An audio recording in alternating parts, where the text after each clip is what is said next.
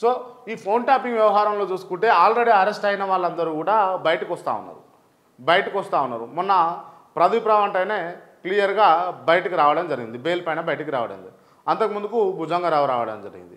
ఇట్లా అందరూ కూడా అరెస్ట్ ఎవరైతే అయ్యారో, అధికారంలోకి వచ్చిన తర్వాత కాంగ్రెస్ పార్టీ మొట్టమొదటి చేపట్టినటువంటి పెద్ద పెద్ద యుద్ధం ఏంది, పెద్ద కార్యాచరణ ఏంటంటే ఈ ఫోన్ ట్యాపింగ్ వ్యవహారం.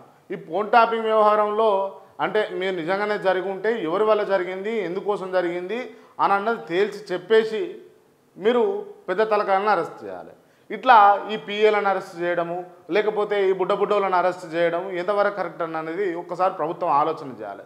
చిత్తశుద్ధి ఉంటే కనుక ఈ విషయంలో అసలు ఫోన్ ట్యాపింగ్ వ్యవహారం సంవత్సరం గడుస్తూ ఉంది కదా, ప్రభుత్వానికి ఎంతసేపు ఒక అలిగేషన్ తీసుకురావాలి అంటే ఆచిచూచి తీసుకొచ్చేటటువంటి వ్యవహారాలే ఉంటాయి కదా.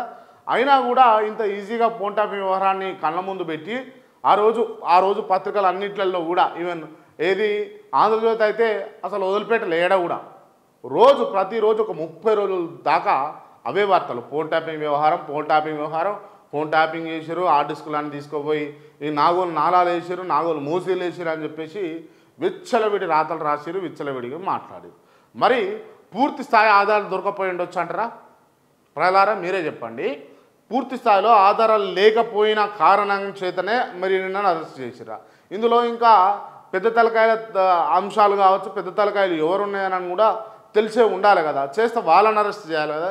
ఎందుకు ఇట్లా దాగుడు మూతలు ఆడుతూ ఉన్నారు ఈ అంశంలో అనేది చూడాలి.